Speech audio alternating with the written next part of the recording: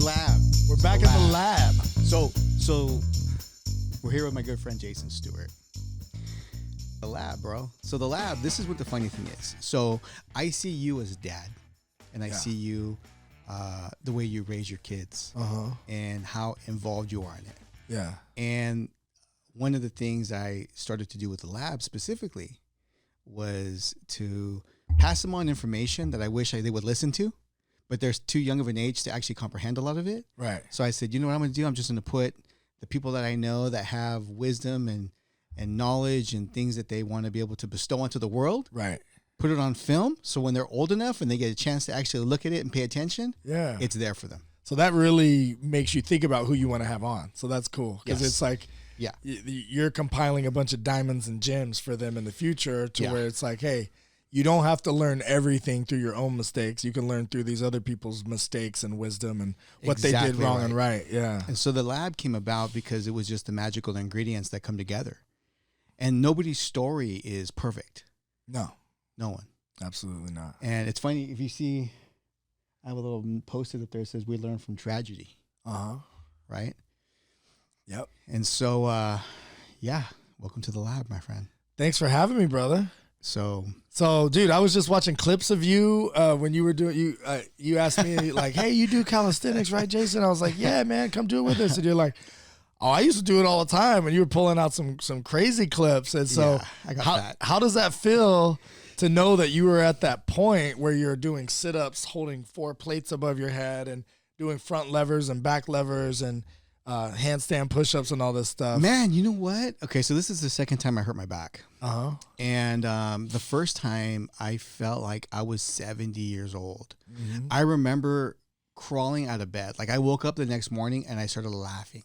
Right. I literally was laughing because I went to put my foot down and I fell out of the bed and I crawled to the shower. And I was like, holy shit, I really jacked myself up this time. But this last time, it was one of those things where it was an accident. The car accident. The car accident. It was one of those things like, damn it. Because, you know, when you recover, you get to a point, a certain level of recovery, and then you go backwards. And I hate to say that because it sounds such weak and victim mentality, right? When your phone blows up like a terrorist.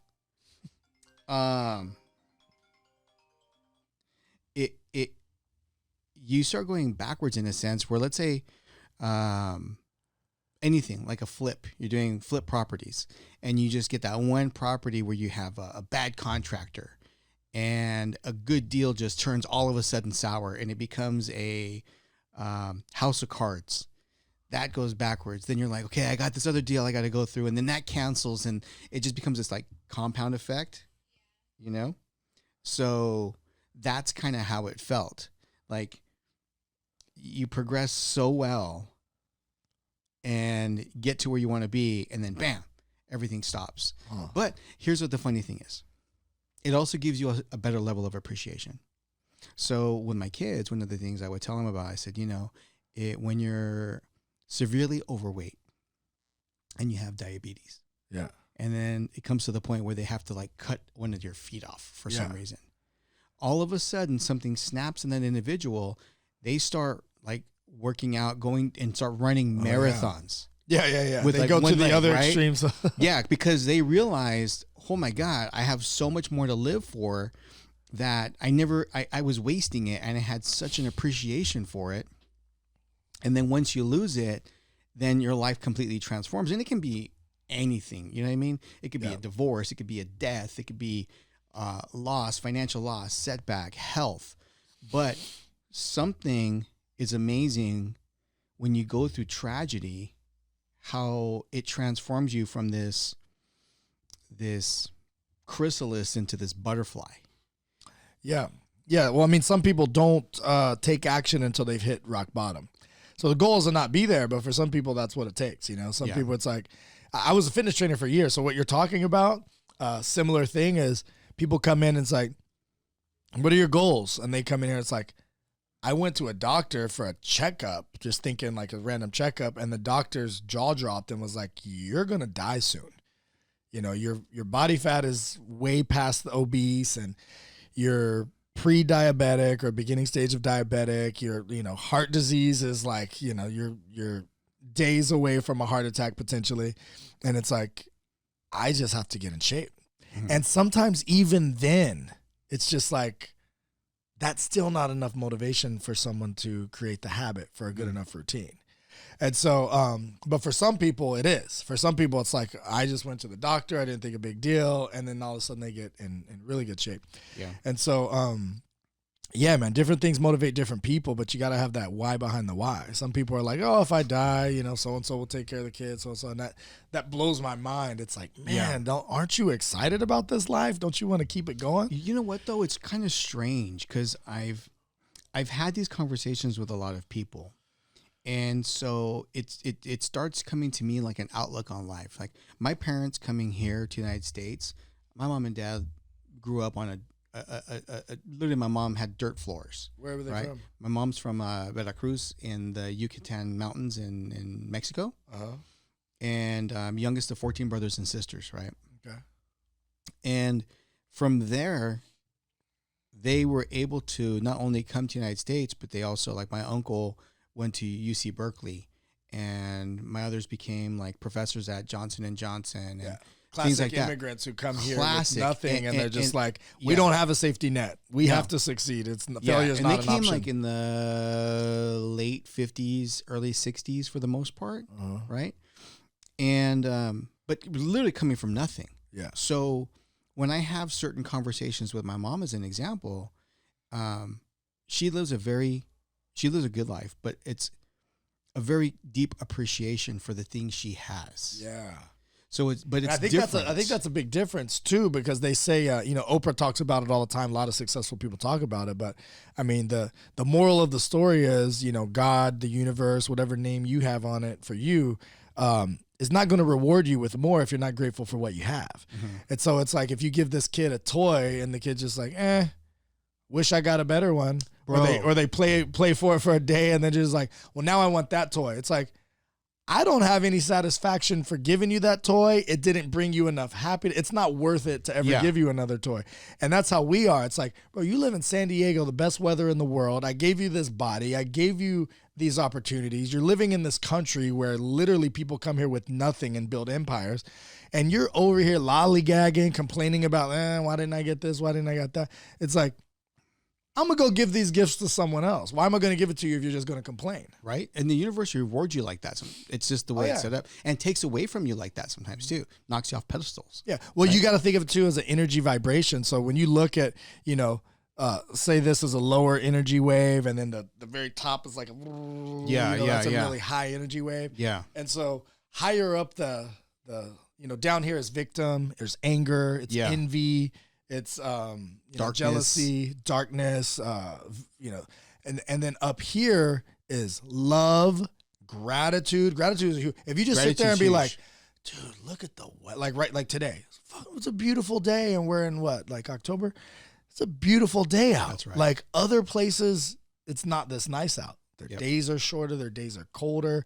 I was walking home with one of the moms who's the little daughter. Like I always give her hugs and stuff. She's so cute. She's always excited to see me. And I was like, do you have any fruit on any of your trees? She's like, well, my apples started growing because they're confused on what season it is because it just got hot. And all of a sudden apples started growing. It's like other places in America don't have apples growing. Yeah.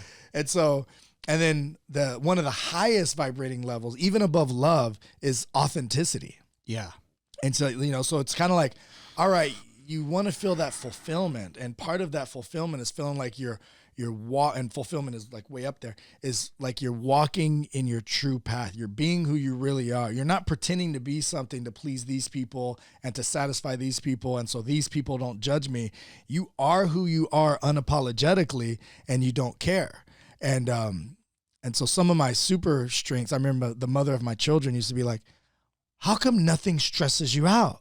How come you never get like pissed off when shit happens? Like this deal fell out of escrow. You were going to make $20,000 on that deal. Now you're not.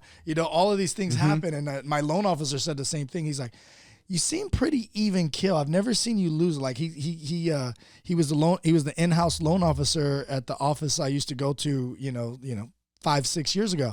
And he was like, I'm over here stressed out. Like when your deal falls out, I'm losing the loan. You're losing more than me. You never stress out. And I was like, I get that a lot. I've always got that. Someone pause on that thought right now. So, yeah. So let me give a little background from my boy Jason here. So, Jason, you have Jason Stewart Estates. Mm-hmm. So, dealing in all things real estate. Yeah. Luxury real estate, flips, mm-hmm. developments, mm-hmm.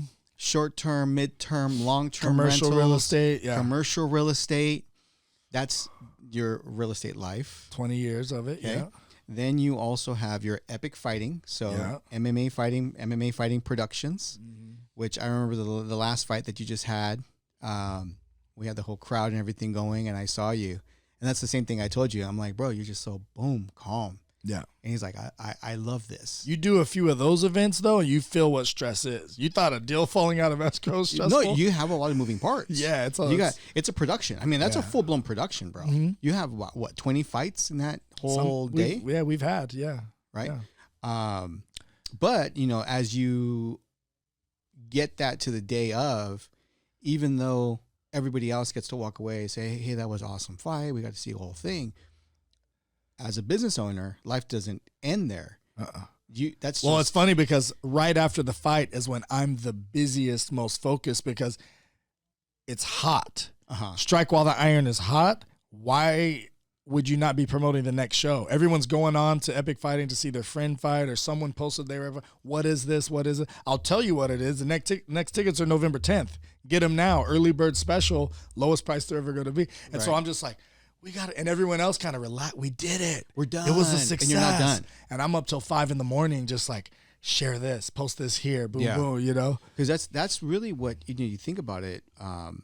They call it an infinite race. Mm-hmm. The race is never over. Yeah. For some people, they think that, okay, this is the milestone. We're done now. Yeah. Like, oh, no. We're just getting into stride. Right. We need to keep. And it's funny because I went into the universe put this in front of me so I could learn about myself. But I went into a Barnes and Nobles many years ago, towards the beginning of Epic Fighting. We were doing a show every 6 weeks back then, sometimes 5. Closest we ever did was 4 weeks apart for 2 shows, and it was StrengthsFinder 2.0. And I open it up, and the first personality type is Achiever. And I read it, and I was literally reading myself. Just coincidentally, I happened to be, because it's in alphabetical order, mm-hmm. I was the Achiever. Okay. And so what the Achiever is they're typically high D personalities. They're drivers. They're getting shit done. There's no excuses. It's getting done. It's getting done. Find a way or make a way. Accomplish goal. They strive off of like, what's the next thing I can accomplish? What's the next thing I can accomplish? So they get a lot of shit done. They reach big goals. They sometimes, create companies that are really life-changing for a lot of people. However, they never stop to celebrate. And if they see their team stopping to celebrate, they can't relate. And I remember one time everybody was like on cloud 9 because we had this super successful show and like it was super packed and the fights went amazing. And I looked around at that time in my life, and I'm a little bit ashamed of it now, but I looked around in disgust. Like, you guys are drinking and partying and nobody's thinking about the next show? Are you guys out of your mind? Yeah. And I remember whenever I read that, and then I said it out loud to some of my staff, and they were like, that's a sad way to live. I said it to the mother of my children. She said the same thing. That's a sad way to live. Yeah. You're never satisfied. You never reward yourself. You sound like my wife. Because by the time the show's happening, and I'm like, well, this is deja vu. I've been picturing this for months. Yeah. This is what I was set out to make happen. By the time I knew that this show was going well, I'm already thinking about the next show. And how are you guys not? And so that's a really... Well, so I was telling you earlier when we were having lunch, I'm like, dude, I really do believe that there's like a 5% that sees things from a different vantage point. It's a bit of the rebel. Yeah. It's a bit of the independent. It's a bit of the critical thinking. Mm-hmm. But it's also a really big part of it is the independent. Yeah. I can drop you in a desert island and you'll be fine. Yeah. You won't even be fine. You'll be thriving. Oh, yeah. Hitting the surf, running the beach, drinking coconut. You're like, bro, this is the best goddamn coconut water I've had in a long time. Yeah. Every day, right? I can see that. It sounds tempting right now. It does sound tempting right now. But see, the thing is, I think that only 5% really of people or men um, seek to try to empower themselves in that way and to think in that way. And we were talking about like detaching from the matrix and just questioning things and seeing things from a critical perspective and not going along with just the crowds and the sheep, and how it makes sense now while you do the things you do in real estate, as dynamic and independent as you are. Mm-hmm. And then you do the things you do within Epic Fighting and running that business and having that brand grow. And that's a full-blown production. Mm-hmm. But it's the little things as well. I actually had something on one of my YouTubes. They were posting a bunch of comments. And I used the Andrew Tate analogy of when you give somebody a Ferrari. If you give somebody a Ferrari, there's one guy that's going to keep the car polished and cherry. Mm-hmm. And he's going to treasure it. Yeah. Right? Doesn't mean they're not going to drive it. I think I heard you talk about that. Yeah. Okay. Yeah. And then there's another guy that's going to take it and just go YOLO. Yeah. They'll take it. They'll four-wheel drive that bitch. They're going to go around the corner drifting it, and they're just going to destroy the vehicle. Yeah. It's kind of like the how you do one thing is how you do everything analogy. Yeah. And it's really two different individuals. Mm-hmm. So, but that individual that was going to like, oh my gosh, thank you, and keep it clean. That guy's house is clean. Mm-hmm. That guy's closet is organized. You know what I mean? Like that guy is just, how he does that is how he does this. Mm-hmm. The other guy's like, I promise if you give me the Ferrari, it'll be different. But when he gets it, it's not, because they'll just destroy it. It's just his habits are what his habits are. Mm-hmm. Like the same way that he probably destroyed his health, and his room's probably a mess, and his other car before that was probably a mess. And, as within, so without, so it's like, if your brain is really disorganized, your house is probably going to be disorganized. Yeah. If your house is super organized, then it clears up your brain fog. And all of a sudden, like, for the last time I had my housekeeper come, I had her come a couple times, and she never got to organizing the closet. And I was like, dude, this is what I needed more than anything. So this last time I said, start on the closet. I don't care if you get to anything else, just do the closet. So she does the closet. By the way, big rock to smaller rocks to pebbles to sand analogy, which we can go over in a second. Everything else still got done. I love that analogy. I've used that analogy before. Yeah, so everything else still got done. Right. But when she was doing everything else, she kept looking at that closet like this mountain, and I'm not going to get to that closet. I have a walk-in closet that was just a wreck. And so since she did the walk-in closet, because the first 2 times she came, my place was filthy within 3 days. Because my brain just wasn't organized with I got to go in there and get shoes. I don't know where they are. I got to go. And then once she did the closet, my house has been clean ever since. She called me like, I'm sure it's time for you to come. I'm like, no, my house is still clean. Yeah. Yeah. I used to have a coach a long time ago, and he called it the law of the broom. He's like, the law of the broom is really important for anybody in business, that if you find yourself in disarray, the first thing you need to do is start cleaning. Mm-hmm. Clean your house. Yeah. Wash your clothes. Clean your laundry. Organize. Tim Ferriss said that. Basic existing life. Whenever you're stuck in a rut, just start organizing something. Just start cleaning. Just start organizing. Yeah. Mm-hmm. Take a drawer and start with that, and that'll lead to another drawer, which will lead to a cabinet, and then next thing you know, on the movie Limitless, whenever he takes the pill, which helps him utilize 100%. They say we use 10% of our brain. He was able to use 100. Right. So now he's using 100% of his brain. So you think he's like going to go out and solve some great equations? No, he just starts organizing his house for hours. Like the next hours, they're doing it like a time, the time-lapse video. The time-lapse video. Yeah. And it just shows him, he's just cleaning, organize. And he's like, all right, now let's knock it all out of the park. Now let me make millions of dollars. Now let me solve all these problems, finish this book and all this stuff. And it's like, a lot of people don't think that way. It was like, I'm too busy. I'm too behind on bills. I'm too behind on my business. I have to do all this work. I don't have time to clean right now, which for me, that's true. Sometimes I just hire someone, but if I just take a second to organize a little bit, maybe the combination of both, then it clears the brain fog for sure. I feel like what it does is starts helping you mentally, start recognizing and paying attention to detail. Yeah. Do you make your bed? I make my bed every day. Working out. You don't just start all of a sudden doing deadlifts and just go heavy crate like out the gate. Mm-hmm. You're going to do some jumping jacks. You're going to warm up. You're going to stretch. You're going to get your body kind of going and get acclimated to that mentality. Mm-hmm. And then you start pushing harder and harder and faster. Yeah. And that's how you start building that momentum. Yeah. Right. So I don't think a lot of people really appreciate some of those things. Yeah. And that's where I feel like a lot of entrepreneurs start making a mistake. They make the mistake because obviously the end result's super important. We want to, at the end of the day, have a business growth. We have the vision out there. But in the very beginning of it, the type of discipline it takes for you just to have your life simple essentials organized. I used to have a friend, he said, 2 things I want you to do right now. Go buy a brand new pair of socks, throw all your old socks away, and go buy new underwear. I feel like I should do that right now with the socks. My socks are out of control. And I'm sponsored by companies who give me free socks, but I can't find a match to save my life. But it was crazy. The reason he would say something like that is because he's like, it's that basic. He goes, throw away your toothbrush. Go get a new toothbrush. Yeah. Right? Little, simple, essential things, because if you realize when you put on that fresh pair of underwear, how do you legit feel? Yeah. Like you feel crisp. Yeah. Right? So I was talking to one of the agents today in the office, and I'm like, hey, bro, as we're coaching with the agents and as we're trying to get people to grow, I don't like this new world post-COVID, because I was never in collared shirts like this, never this relaxed, always in my suit, white, crisp, pressed. Right. I felt different. Yeah. And I remember during the last meltdown, I had a guy come in my office and he took my measurements. It's dope when you get your custom suits made, because the guy comes in and does the measurements for you. So I'm sitting there. And he says, I'm so glad to see you getting some new suits. And I'm like, why? Like, just curious, right? And he goes, because this is body armor.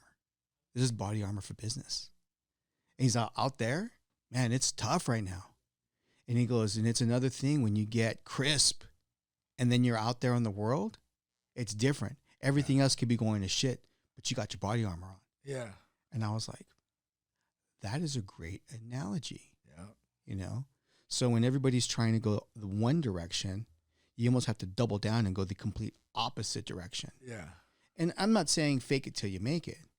What I'm saying is you just raise your standard. If you're talking on the phone to someone and you're sitting in a suit, they don't even know what you're wearing. Yeah. But you just feel a little more confident, a little more of an authority figure on what you're talking about versus if you're just chilling. And don't get me wrong, there's people that can do the flip-flop thing. And like the last few years, I've been the guy with no shirt and still closing deals for sure. But, whenever I know exactly what you're talking about, like I used to preach that to my people all the time. And it was like, casual Friday, I would still wear something that looked decent. It might not be the full, 3-piece suit, but I was still, going to the office. And to go back to it though, in terms of being authentic, that is just a version of you that is being drawn out at that moment. Yeah. So if you're the Jason on the beach and you're Tarzan, you got your shirt off. Oh yeah. That's been me the last 5 years. That's okay. That's 100% authentic you though. Yeah. Yeah. Right. And it felt more authentic because don't get me wrong, I loved having the nice suits and all that stuff and dressing up to go to work. But once I decided to and I'm an extremist. I was the guy who spent all day in the office to I go to the office to pick up a check, if that. You know what I mean? Can you not just direct deposit or mail it to me? All right, I'll come pick it up. But yeah, I went to the other extreme to where it's like, how much can I get away with not doing what every other real estate professional is doing? Can I still be on a top producers list if I'm doing this? Yeah. And you know what it comes down to? If I'm talking to 20 people a day, or even just texting and conversation, DMing 20 people a day about something where real estate comes up, sometimes it doesn't even have to come up. It's what's going on with your business? How can I help you? And then eventually I'm just top of mind and they see my posts or whatever it is, then business is good. And it doesn't matter if I'm shirtless in flip-flops or in a business suit in the office. It's just staying top of mind and keeping the relationships up. I think of it as another facet to the diamond. It's just another angle of the diamond. The diamond has multiple facets, right? And it's just another facet to the diamond. That's all it really is. So what is your business tip for people that are looking to get into maybe a self-employed or that are looking to start their own business? Because you've dabbled in a lot of things from ADUs to loans. You've flipped properties. Yeah. And then I'll piggyback off of yours and I'll think of one once you say. That's a really good question. So one of the things that I've really sat back and I said, you know, if I was going to get dropped into a brand new city, let's say Miami, day one, I don't know anybody. I have a few friends in Miami. Okay. The first thing I would start doing is identifying who the network of people I need to know and associate. Who are the people I need to know? So who do I know? Who knows who I need to know? Yeah. Okay. So if I'm in a brand new community like that, and if I'm going to focus on building, which one of my friends know contractors? Which one of them know builders? Right. Who knows money guys? Who knows real estate investors? Okay. Who knows this market? Who's been in this market for a long time? Yeah. I want to get to know those people and then find out where they're associating and where they're hanging out, because I think it's really important that you start associating with individuals you want to become. My dad told me when I was a kid, you know, tell me who your 5 friends are, I'll tell you who you are. Yeah. And they show never me really, your friends, I'll show you your future. yeah, right. I never really embraced that, and until I started getting older and understanding a little bit more that if you want to get good at money or in finance, you have to start getting yourself surrounded by people who dabble in that space. Yeah. Because you're learning a new language. You're starting to learn the new lingo. And so that would be number one, is identifying the people who I need to surround myself with. Yeah. That'd be number one. Who knows who I need to know? Yeah, Who knows who I need to know? That'd be like step number one. Yeah. The second thing I would do, I swear to God, go to the beach and meditate. Manifest. I would, and Clear what the head. I would start daring to dream big. Dream of what your life should look like realistically 5 years from today. So you're on top of the hill, you're overlooking La Jolla, you're barbecuing and your wife's coming out and your beautiful kids, and you see like maybe like your grandkids at that point or whoever's coming out, right? And you just want to enjoy that moment of sitting there, of being in love and being in family and being in the beautiful blue sky with the view and the location. When you start seeing yourself there, then it becomes easy to reverse engineer it. The future you starts pulling you forward. Yeah. Pulling you in the right direction. Pulling you in the right up. direction, right? Absolutely. So that'd be literally the So second that thing was I going to would be do. my number one tip. I was like, Really? that for me, that's the most important one. Yeah. And it's funny because, so I read Think and Grow Rich 24, and I just bought my second home. So I'm Mr. Know-It-All, right? I bought my first home 21, second home 24.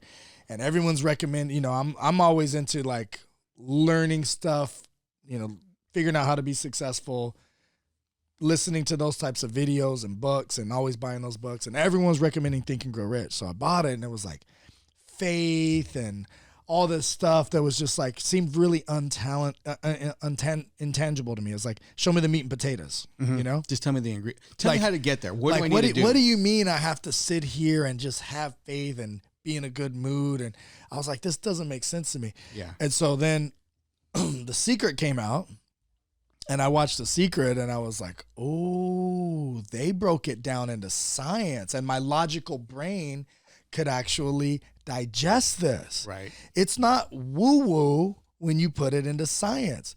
Thoughts are nothing but brain waves. That's right. You're thinking of being scared. You're thinking of something that's of jealousy. You're thinking of love.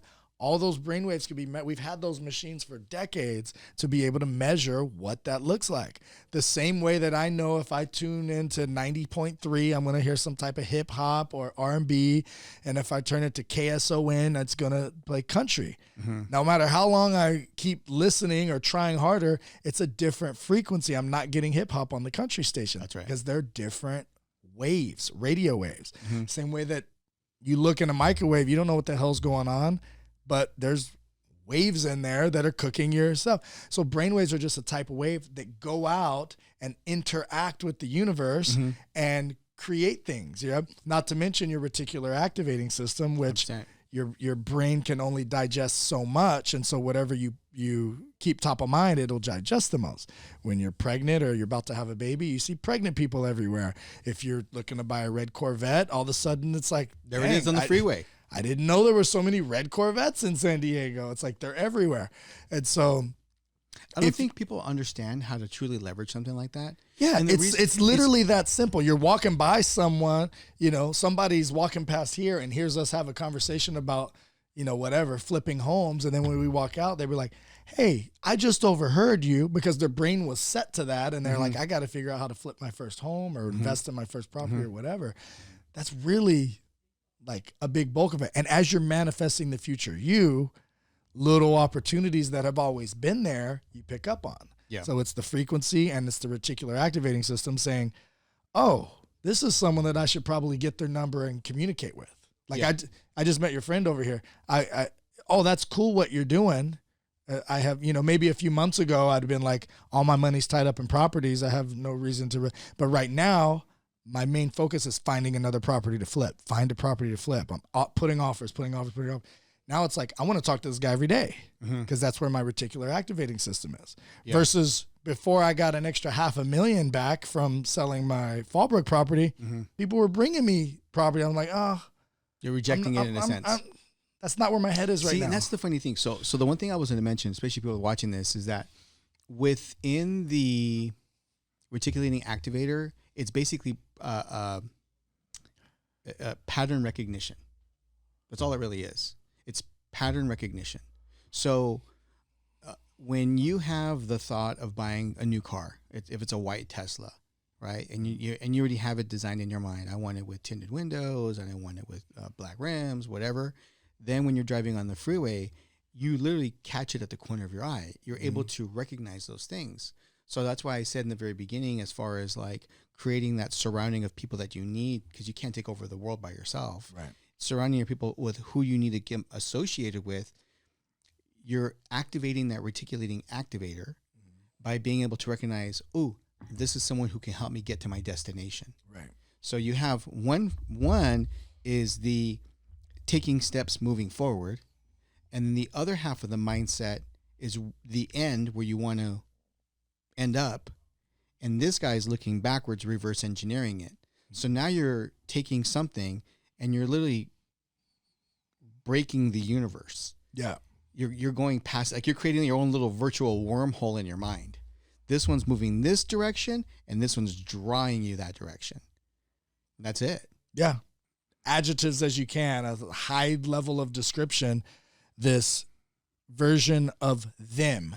And them is a whole nother person, but it's actually you in the future. But you can't say that that's you, because this person doesn't operate exactly how you do, and they do things differently, and they have different things, and they have a greater base of knowledge and wisdom and skill than you do now.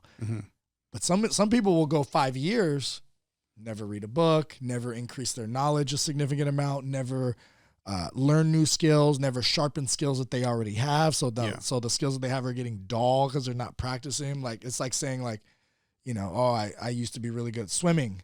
Well, now you're not that great at swimming until you get out there and do it a few times, and you'll get it back quicker than someone starting from scratch. Yeah. But it's still a skill that you have to sharpen every now and then. Perishable skill sets. Yeah. And so as you start to describe this other person, the future you, and just imagine that person, like imagine you're at an event or you're at a, public place, and this person walks into the room, and all of a sudden their energy captivates you. Like, wow, this is a confident person. What does this person do? I'm intrigued, Yeah. Because we've seen people like that. We know people like that. We strive to be that person, right? That's like, okay, this person's inspiring me, or this person is captivating me, or this person is vibrating on a frequency that even if I don't have a conversation with that person, I all of a sudden want to be a better version of myself. I feel a little motivated right now. My favorite clip in The Matrix is when Neo's in one of the hallways and he flexes. Remember that? So he goes in the hallway and he flexes and the walls bend. Ooh. That, whenever I want to like draw from a place of power, like if I'm going to walk somewhere, I feel like, all right, bro, it's time to turn it on. In my mind, I swear to God, I'm like, the walls bend. Nice. I'm like, nice. I love that. Yeah, so exactly. It's this vision of the future you. How do they walk? How do they dress? What did they drive there? What cars are sitting at their parking lot? Or what vacation homes do they have? Or what vacation destinations do they travel to and trips that they have coming up? How do they sound when they talk? Is their voice maybe a little bit more confident than yours, a little more direct, maybe deeper, whatever that is that intrigues you? How do they smell? Like, you know what I mean? They smell like essential oils, a type of perfume that you always wanted to have that you couldn't afford. Like, get all of those senses in there. Shake their hand. What does their handshake feel like? Right. And it's like, okay, so this version of Jason Stewart has $200,000 of passive income a year, doesn't have to work if he doesn't want to, yet is still changing lives this way, and this way, has mastered these skills, is able to run this fast and lift this much or do these cool things, and goes with his kids these places, and his kids talk about him this way, and his relationship with his family is like this, and then you just start getting pumped up thinking about that. And like you said, I was going to ask you, what's up with the tiger? Oh, tiger? Yeah. Well, I used to have a wolf, and I lost the wolf, and I'm a interesting, like I don't know. Like, it's hard for me to do regular. Why are you swimming in the pool with a tiger? Why don't you just get a cat, or why don't you just get a dog? And I'm like, why can't I get a puma? Like, why do I have to get a regular cat? Can't I just get like a mountain lion or a tiger or something? So we'll see. I don't really have a place to keep. I live in a small place right now, and I sold my place that had acres on it, and I didn't really want to live that far anyway. Yeah. So we'll see. But I'm You're just dabbling. looking around at animals and helping out anywhere I can. Having a wolf for 10 years and doing such a good job of her being such a sweet animal. A lot of people in that space where it's like, hey, do you want to help out with this or that? Yeah. And so, love animals, very always intrigued. So where most people might watch like a sitcom or something like that, one of the only things that I watch is like fact videos. So like if you go on my TikTok, it's all animal facts, ancient civilization and pyramid facts, bro, and motivational stuff. See, this is funny. It's funny because it knows your demographic. So it knows you're a guy, and so it's like, yeah, but what about this booty shake? You gonna like that? No. Get that out there. Show me more about the snakes. Show me more about how they thought they discovered aliens over here or whatever. Right? And so I'm just always looking at intriguing information. I'm telling you, it is only 5% of the population who stops and actually admires those kind of things. Because I told my Instagram is screwed. Because my Instagram is just like, I'm gonna get those those whole types of videos with the girls and this and that, and a lot of people that I actually know, we interact on Instagram, and a lot of my friends are pretty girls, so the algorithm is just giving me more pretty girls. Yeah. But on TikTok, it's like, no, I don't want none of that. Yeah. I'm trying to keep my TikTok as pure as possible, but they seem like they're reaching further. Like the ads are just going out of control. I feel like the algorithm is different. I feel like maybe the algorithm in the TikTok has a bigger megaphone. Because if you look at Facebook had a bigger megaphone before. It allowed you to have a large reach. Yeah, it did. As times progressed, and they want to the more they monetized it, it's like they start truncating Same your with reach, Instagram, and then making you try harder to push that reach. They just keep dangling that, that Instagram carrot. is crazy. Like, my friend Prehistoric Jay, he has 50 million followers or something on all the different platforms, and he pays a close attention. I mean, to amass that much, you have to really pay close attention to, and he's always paying attention to the algorithm. And he'll look at some of my posts and he'll be like, oh, you're for sure shadow banned because what you did was the dopest content ever. He's like, but you got to understand, before you posted that dope story or timeline post or whatever, you also kept promoting your fight coming up, or you were promoting a car that you were selling or something like that. When you do that, they're like, why is this guy not paying for advertising? And so they start like shutting it down. I was like, that's interesting. So that makes sense. In front of you. It's like it used to be if I post something about an event, everyone would see it. Now it's just like, oh, you got your countdown for your event? Cool. I don't see that you paid any money to promote that event. Yeah. Let's show that to I'm starting to see those 80% less people. It's like you can have a 400% increase in your reach should you pay for our premium subscription. Yeah, I'm seeing that. I've seen. What that is that on Instagram? That was on LinkedIn. As a matter of fact, I got that one on LinkedIn the other day. Yeah, it was literally telling me like, he's like, you had X amount of views on your LinkedIn profile, which I don't even try. I really don't even try on my social media. I don't even give a shit anymore. Yeah. I'm banned across the board. I don't even care. But the sad reality in a lot of those things is it's forcing you to play their game. Yeah.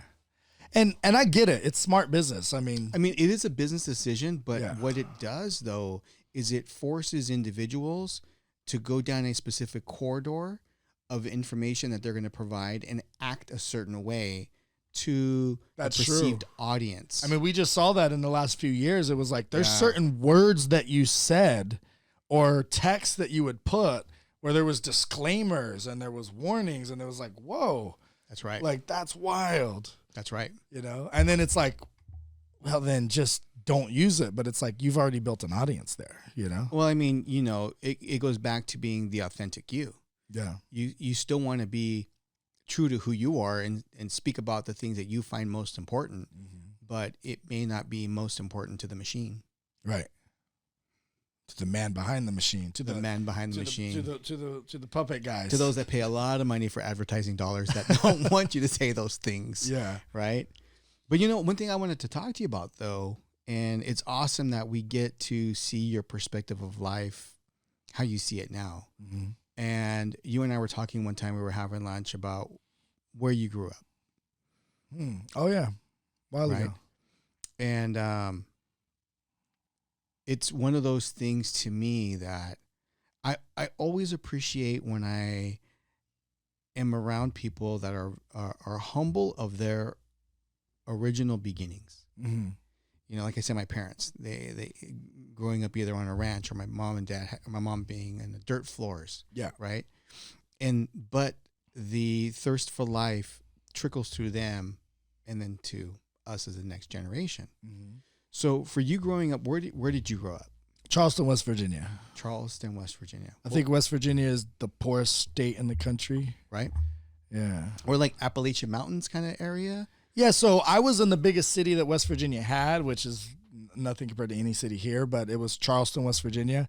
And it's funny, so you got a main street, which is like Washington Street, which you could follow from one place I lived right off of Washington Street, all the way past the mall and all the way towards the Capitol.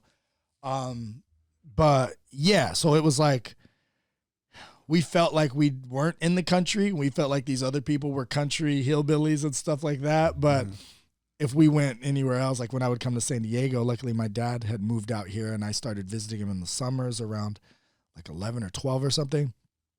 And when I started visiting him out here, people would have trouble understanding me and stuff because I had that West Virginia twang. And it's funny because we don't think we have an accent. Right. They'd be like, where are you from, boy? And we made fun of people that had like a worse accent. But yeah, man, I mean, where we grew up, West Virginia is always leading the nation. If you look at a timeline of when the percentage of obesity was, you know, from 30% to 40 to 50 to 60, and it goes by year by year by year. And it was like when it turns that worst color, you know, from yellow to orange to red, West Virginia is always the first state. I saw them do that once and they were like, this is how America got fatter. And this shows you the whole country as a whole. And it's like West Virginia was always the first one to go to like 30% obesity, 40% obesity, 50% obesity. They also, highest concentration of smokers of anywhere in the country. Highest concentration of drug-related crime and deaths. The first place, so if you want to know where the country is headed as far as the drug fads or pandemic, depending on what you want to call it, you just go to West Virginia. And so they've done 1 million documentaries on West Virginia because people go there and they're like, holy shit. There's like, and so the heroin epidemic was there first and then it plagued the whole country. And then the crystal meth came and then it turned into pills. It was the Oxycontin, oxycodone epidemic. And then it turned into, and then heroin made a comeback. So heroin recently made a comeback and it was like, wait, how you guys are doing heroin again? Like it was so bad and everyone knows it. And so all of these horror, you know, we're known for like the worst things in the world. There was a thing on the newspaper once and they got so much lashback. But somebody in the newspaper said, your traditional West Virginia breakfast. And it showed like a biscuit with like a bunch of gravy on it and like butter on top with like some sausage or something. And it was like coffee, and a cigarette. And it was like, that's what that. Yeah, it was like cheese, butter, gravy on a big butter biscuit. And it was like, I was in Columbus, Georgia for a while. When I was in the Army, I was at Fort Benning. Yeah. And I remember the difference, because I came from Northern California. Right. So I went from Northern California to Fort Benning. And when I was out there, just the change in lifestyle, because it's not like going to Atlanta. Atlanta was something different, but when you went like into the deep south, and this is like the mid 90s, they associate health food with homosexuality. Like I remember one time I was at a restaurant after like a club, I'd went back and visit, and I asked for something healthy, like, do you have like low fat cottage cheese or some shit like that? Everybody just started laughing. I had deep fried chitlins. Yeah, deep fried chitlins. Yeah. But if you ask for something like, you know, like, I'm going to be honest, I didn't know what quinoa was for years after moving out here. Like, you know what I mean? Well, like now you're vegan. Now I'm vegan. Yeah. So I figured out a lot of these healthy foods and stuff. Yeah. But yeah, so I grew up in the poorest state, the highest crime, undocumented murders and crimes. Like so many of my friends just got murdered, and like some of them you would hear about more than others, but it's just like, oh, well, another, you know, and when I say murdered, I'm talking about like 15, 16 years old, you know what I mean? Yeah. It's just like, and so, and then a lot of them overdose on drugs, and a lot of them commit suicide because the life that they're living and the drugs, you know, change the chemical of the brain, and all of a sudden, you know, life sucks or whatever. And so, yeah, that's one of the reasons why, when we're getting back to what we were talking about earlier, when everyone said, how come nothing stresses you out? It's like, you guys got palm trees here. We don't have that where I'm from. You guys have the beach. Right. Like you could go outside in the winter here, like in regular clothes. Like is a lot to be grateful for. And so I think about all my friends who didn't make it. I think about the few friends that are still there, you know, still living a life that I'm very grateful that I'm not living that type of life, or that I am where I am. So to them, I'm like the success. I'm the guy that was born in Charleston, West Virginia, and made it out and became something. Yeah. Over here, it's like, yeah, that's more common. Your neighbor. Yeah. It's like, yeah, your neighbor bought a house and then bought another house, and then a few years later bought another one, and now they're a multimillionaire because they all went up in value. It's like not impressive. But over there, it's like, did you hear there was a millionaire in town? That's like a big deal. You roll in your Maybach. Yeah. Which is funny, bro, because, and that's one of the things I think when I saw the posts about the dogging the idea of, man, if you're going to have a Ferrari, and this is what they were saying, man, if I had a Ferrari, dude, you got to drive it. You got to drive that thing hard. If you've never had one, you need to really like enjoy the shit out of it. Like basically just use and abuse it. Right. Mm-hmm. And I thought to myself, I'm like, man, that's such poor thinking. That's poor man thinking, right? And when I've gone to like your different events in your houses, you have like all the cars laid out and all the photo shoots and all the detailing and the way you treat all your vehicles, everything, right? And that goes to show the kind of individual you are. And so it bothered me in a sense of sadness that we have a generation of people of instant gratification and of lack of not just awareness, but an appreciation. Right? Yeah. Because you know the saying, hard times breed hard men breed good times, or good times breed soft men. Yeah. And I feel like we've hit into this next generation of soft men. And now it's going to be bringing on hard times, which is going to create the tough men. Yeah. You know, it's funny you say that, because there's been people who have used my cars. Oh, yeah. You want it for a day or two a day. And by the way, he doesn't have like just your average cars. You've gone through what? Oh, all of them. Yeah. You got the G-Wagon. You got the Maybach. You got the McLaren. I've had 3 Bentleys. Yeah. Porsches, Escalades, Slingshots, all of them, Lamborghinis, the Ferrari, the Lamborghinis. But there's been like, I'll go like, I still kick and scream when I have to like get tires for these cars and shit. Which is stupid. They're like $700 per tire and shit like that. The Porsche, you need all 4. Oh, can I get 2? Dude, and then you got to get the brakes. Yeah, then the brakes is like where you want to just shoot yourself in the face. A brakes on a Lambo is a new car, dude. If you have to get all 4 brakes and rotors on a Lambo. That's a brand That's new. why I went old school. That's a brand new Camry. That's why I literally went old school for that reason. Mm-hmm. Yeah. But continue. But yeah, I've gotten new tires on my car, and it's let me get your car, let me borrow it. It's my birthday, whatever. And it comes back, and I need new tires again because they just skidded the shit out of them and this and that. And what's funny is my high net worth friends.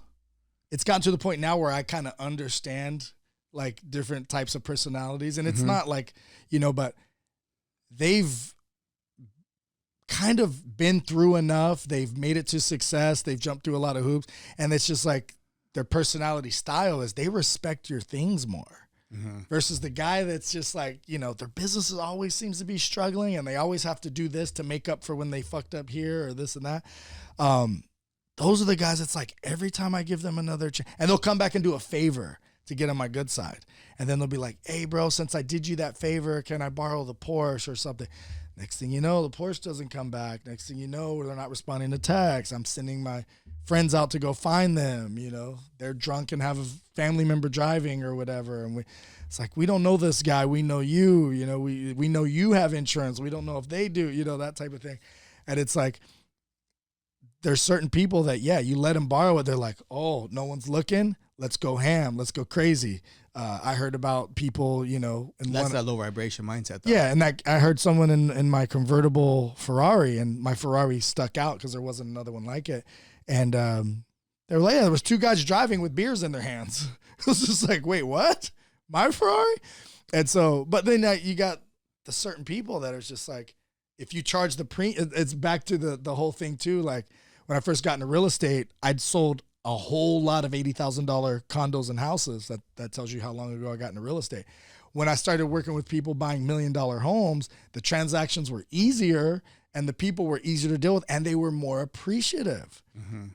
I rented out, somebody gave me their car to rent out on Turo, and it was, it was like a Honda or something like that. It was my first 4-star review. All my other cars were exotic cars, 6-figure cars, $250,000 cars, and all 5-star reviews, all super appreciative. Let's exchange each other's number. By the way, I'm always excited. Like, what can you do to afford to rent these cars? I'm curious now, and that turns to a dialogue. I learned something. And then my 1 5-star review, same thing with the houses. The people who weren't appreciative were the people that you jumped through hoops, got them 5 different loans and grants to be able to complete the purchase to where they could actually buy this. This is such a shitty process. Yeah. It's just, I don't know. But $1 million home where they just said, I got 30% cash, boom, or I'm paying cash. Yeah. They love you.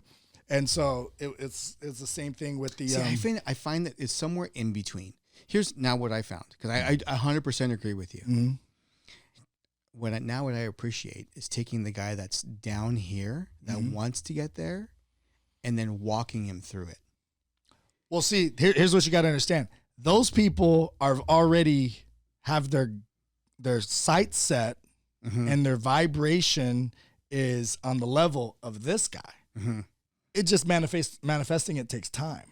And so, don't get me wrong. I love working with the guy who's never, bought a home before or this and that. But when they have that type of respect and this, the people who are already in their 30s, who you could tell they haven't made progress in this particular part of their life for a long time because they keep, whatever is holding them back, going out and drinking and coming back hungover and have to apologize for all the shit they did, or, taking advantage of the situation because they got so excited that they got to drive someone's Ferrari or Lambo or whatever. But, going back to the same thing though, you stop and you look at like health and fitness for you.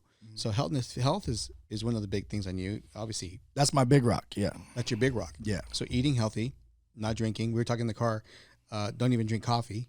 I've never been a coffee drinker, never been drunk in my life. No way. Never smoked weed in my life. Really? Never. I've never smoked anything in my life. My mom used to fight with me to take an Advil. And my mom would be like, look, I get it. And you have a migraine and this is going to be life-changing for you. Like she would have to like convince me I wouldn't take Advil. Why not deal with the pain? And I think there's a certain, now I might've been too far to the extreme. I think the reality is people need to deal with pain. People need to deal with discomfort. All right, you broke up with your significant other and now you're lonely and it's like, well, can I drink? Can I go out and hook up with this random person to feel better for 30 minutes because that's all that ends up happening, right? But there's not a real connection. And it's like, or you could sit there and feel lonely for a while. And then in a month or 2 or 6 or whatever, you meet someone new or whatever, and you've been working on yourself, accomplishing the things that you need to accomplish. It feels sweeter because it felt a little bitter for a while. And it's so like, yeah, if you got a little bit of a migraine or a toothache, or drink some water, eat the food. You don't want it to linger, but you don't have to jump right to fucking give me an Oxycontin. You know what I mean? Right. Like, which is what people do. It's like, no pain, no discomfort. I don't want to feel it. I feel like we need to feel that for a little bit. And that's what's wrong with society. I had a girl tell me she broke up with her boyfriend when she was 16. She was depressed for like a week. Her mom panicked. Her mom was like, I've never seen her like this. She won't come out of her room. She's so depressed. She took her to the doctor, said, can you please help my daughter? She's depressed. She's crying and everything.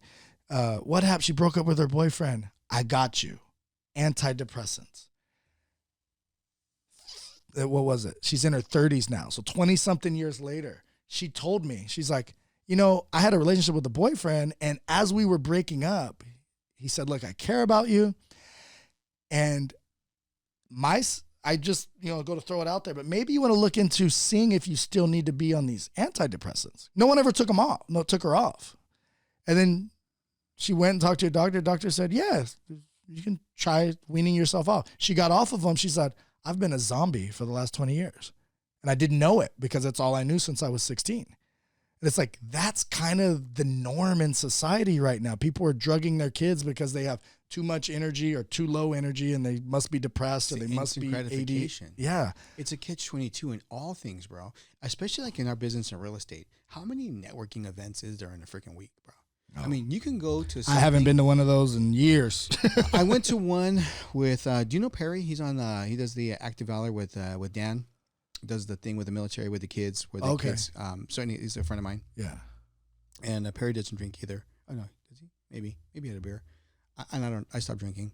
But that just because of the organization that was being brought forward to the group of veterans in real estate was the only reason really now I had any reason to want to go to an event. Mm-hmm. It was to support someone's organization. That's a cause you believe in. It's a cause I believe in. Mm-hmm. That was it. Other than that, there is so much within real estate now, literally every day of the week, not even just in real estate, entrepreneurship. Mm-hmm. How many cocktail mixer entrepreneurship is there? And I'm sure they have them for every industry. Like every the industry. Tech industry, automotive Better industry. Business Bureau, and then they have and this I get it. or that. You're out there rubbing shoulders and this and that. And I used to go to those things. It forces you to detach of who you are. Because when you stop, like for me, I was like the girl that got out the antidepressants. It was not that I was ever an alcoholic. Every day I had, in all my houses, I used to have beer on tap in my kitchen. Right? I had a couple of taps in my kitchen. Just one of those things that I always like. Sounds like a beer connoisseur. Right. Yeah. It's just the little things in life. But, I would go home and it wasn't like I needed to go to the grocery store. I literally just just tap my favorite beer. Yeah. You do that every day, day in, day out, until I got burnt out. San Diego, we have so many beers. I literally got burnt out. I started getting like allergic to the beer. Mm-hmm. Then it went to wine. So every day, my wife and I, we have a glass of wine, 2 glasses of wine, every day, a bottle a day. Because 2 glasses of wine. 2 and 2. But finally, somebody posed a question to me. It was like, you know what? When was the last time you were with you? You 100%. Like you were coherent in all things, whether it's networking, whether it's in the morning, even drinking coffee, dealing with the fact of being tired and not having to go through this. Because it's one thing to drink coffee to get that initial buzz to get you going. It's another thing because it's just part of your daily routine, right? So who's controlling you? Is it the fact that you needed the caffeine, or because this was just so much of a daily routine that you always did? Then stop, right? And just deal with it. Yeah. So it's been almost 3 years now. 3 years, really? Yeah. Coffee and alcohol same day. I made a little video today on my Instagram story, and somebody was like, yo, save that and send it to me. I want to share it on my Instagram. And I had been on this guy's podcast and stuff too. And it was basically, and then I got a DM from someone who's, family member, very, very special, family member. And she was like, I'm 28 days without drinking. And, you know, same thing. She would drink regularly. And she was like, you know, and my video was, you don't just quit a habit. You trade it for something. You substitute it for something else. Substitute for something else. And so it's like, if every day you came home and drank, you have to every day come home and do something else, or you have to create some type of new thing that you're into. A new boulder. Yeah. You know, crochet, you know, something, you know, biking or whatever it is. And so, and she was like, yeah, right now I'm really content reading, but I'm ready to add some more positive like hobbies and habits. So she, you know, the more you have, the less idle time you have, the less likely you are to go back to the bad habit. It's idle time that gets you back there. If you're lonely and you're just sitting around lonely, it's because you're not filling your time with productive things. You know, if you spent your time organizing, if you spent your time working out, if you spent your time trying to start that business and get that website started, you don't have enough time to be that lonely. There's still moments where it'll hit. You go to use the bathroom and now, oh, I remember this. I remember you go to a restaurant like, oh, we used to eat there. Those things are going to pop up, but you're not wallowing in it for freaking a week straight, you know? Yeah. That's the most important thing you could do to get over a breakup, any type of depression, to get over an addiction, is to fill your time up. You know, make sure you're around the type of people that you want to be like. Yeah. There's certain, you know, you kind of touched on it, and to take it a step further, you are who you hang around. When you start to do that vision of the future, there's certain people that person doesn't spend as much time with anymore. I love you, auntie, but the whole going out and drinking every weekend is not what this version of me does, this version of me that's in the future. And so all of a sudden you see auntie every other month instead of every weekend. Yeah. You know, and that's totally fine. It doesn't mean you stop loving them. There's some people you have to love from a little bit further than others. And then there's certain people that it's like, you know what? I've had people, you know what, one of my biggest, I have a few of them that really make me feel good. One of them that makes me feel good is whenever, and they don't always stay off of their habit, but whenever somebody wants to quit drinking or quit smoking weed or this and that, I'm the guy that they call first usually. I'm the guy that's like, hey, I noticed you're always in Coronado doing this and that. Hey, I noticed you guys go cliff jumping. I want to go next time. And usually they'll sometimes tell me right up front, or they'll tell me later. It's like, well, I just been drinking so much that literally my kidneys were starting to hurt. And it was just like, yeah. And I want to take a break. So my goal is to go a month without drinking, or my goal is to quit drinking altogether. And there's no one in my circle that I can hang out with if I want to accomplish that goal. It's hard. And it's like, I become that guy, because like they may know someone that doesn't drink that much, but they also might not be hanging out and doing fun stuff.